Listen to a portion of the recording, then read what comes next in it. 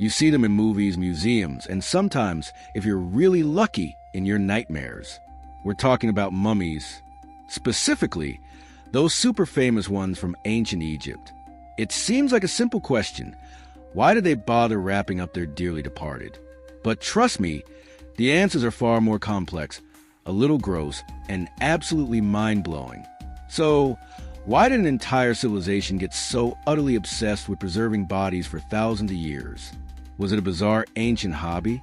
A secret pact with the afterlife? Or did they just have way too much linen on hand? Welcome back, History Explorers.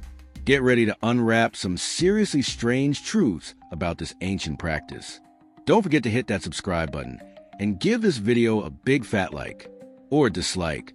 But then you absolutely have to tell us why in the comments. Now, let's peel back those bandages. The obsession with preservation didn't just appear overnight. It actually started with a bit of a happy accident. Early Egyptians, thousands of years ago, simply buried their dead directly in the hot, dry desert sand. And guess what? The extreme heat and aridity naturally desiccated the bodies, preserving them surprisingly well. When they dug up Grandma, she looked, well, mostly like Grandma, just a bit sun-dried. This natural preservation probably sparked the idea, hey, maybe we can keep loved ones around for the afterlife. So, if natural mummification worked, why go through all the trouble? As Egyptians developed more sophisticated burial practices, moving to coffins and tombs, bodies lost a direct contact with the drying sand. Cue the grim realization, without the desert's help, bodies decompose. Badly. And if the body decayed, how could the spirit, the Ka and Ba, return to it in the afterlife? The answer clearly was intentional mummification. This practice wasn't an Egyptian exclusive, by the way. Other cultures, like the Chinchorro in Chile, were mummifying their dead even before the Egyptians. And the Inca did it in the Andes. It seems preserving the dead was a global trend. But when you hear mummy, you always think Egypt. Why? Because the Egyptians perfected it into an art form, a science, and a full-blown industry. Nobody did it with such meticulous ritual and chemical precision. So, who invented this rather hands-on process? There wasn't one single aha moment, but rather centuries of experimentation and refinement, likely by priests and skilled artisans. Their goal was simple, to preserve the body as a permanent home for the soul in the afterlife. Because, let's be honest, if you spent your eternal existence as, say, a puddle, that wouldn't be very fun, would it? The core process was elaborate. First, and apologies if you just ate, they had to remove all the squishy bits. They'd use a special hook to pull the brain out through the nose. Yep, you heard that right. The lungs, liver, stomach, and intestines were removed through an incision in the side, carefully preserved, and stored in canopic jars, each dedicated to a specific god.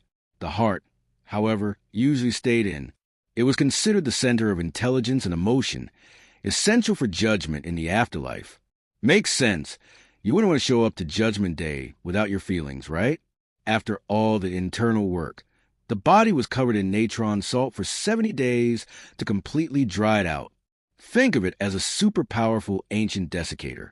Once dry, it was cleaned, oiled, stuffed to regain its shape, and then meticulously wrapped in hundreds of yards of linen bandages, often with amulets placed between the layers for protection. This wasn't just for pharaohs, either.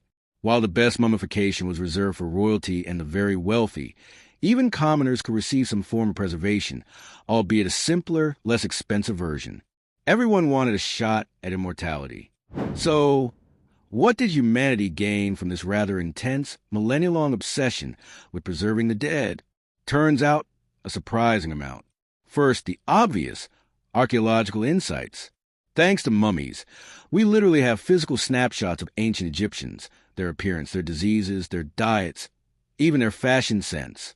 It's like a perfectly preserved biological database from thousands of years ago. Second, and perhaps less obvious, their practice of mummification led to a profound understanding of human anatomy. Think about it. They were constantly handling internal organs, learning about the body's structure, and experimenting with chemicals. This hands-on knowledge directly contributed to their advanced medical practices. pushing the boundaries of ancient medicine. Many of the surgical techniques and understandings documented in their medical papyri likely stem from the embalming process. Other ancient cultures, including the Greeks, later adopted some of these medical insights, effectively leapfrogging medical knowledge across civilizations. So, this strange ancient hobby literally helped push the development of medicine for everyone. The Egyptians might have just wanted to ensure their own happy afterlife, but their dedication to preservation left an invaluable legacy for us all. It's truly a testament to how even the most peculiar ancient customs can reveal profound truths and offer unexpected benefits to future generations. Who knew a long-lost hobby could be so useful? If you enjoyed unearthing the secrets of my timeless resting place, oh curious ones, then hear my wisdom. To truly honor the ancestors, you must help this channel prosper. Assisting the young and promising is a sacred act. Aid this channel in reaching its first 1,000 followers, a feat that, dare I say, sometimes requires more perseverance than preparing a pharaoh for eternity.